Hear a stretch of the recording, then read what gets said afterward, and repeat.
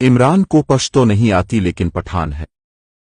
خاتم النبیین پڑھنا نہیں آتا لیکن مسلمان اور عاشق رسول ہے۔ بے غیرت اتنا ہے کہ بیوی نے اس کی بد کرداری کی داستانیں لکھی ہیں لیکن غیرت مند ہے۔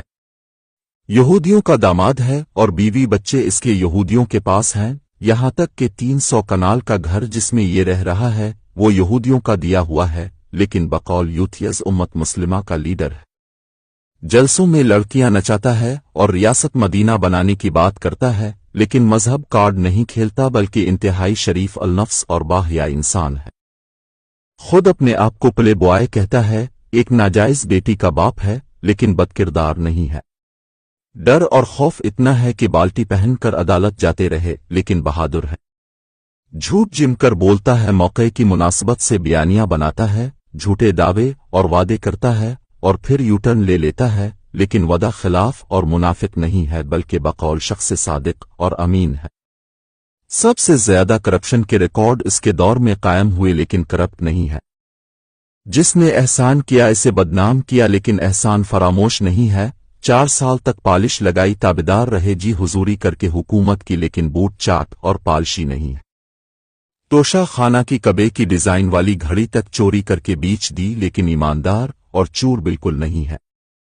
جس صوبے میں 10 سال حکومت کی اسے شدید مالی بحران کا شکار کیا، 3.5 سال میں 70 سال کا مجموعی قرضہ ڈبل کیا، لیکن پھر بھی عقل سے آری لوگوں کے مطابق ملک کی ترقی عمران میں مضمر ہے۔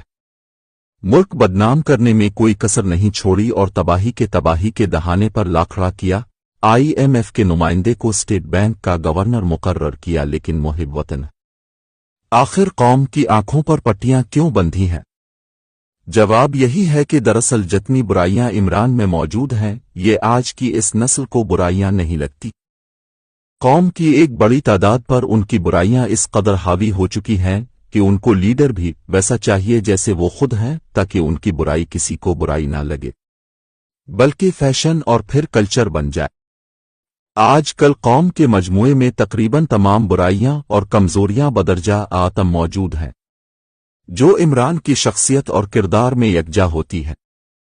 قوم کی مجموعی برائیوں جیسے بدکرداری، منافقت، جھوٹ، فریب، چال بازی، موقع پرستی، عہد شکنی، الزام تراشی، کرپشن، کردار کشی وغیرہ۔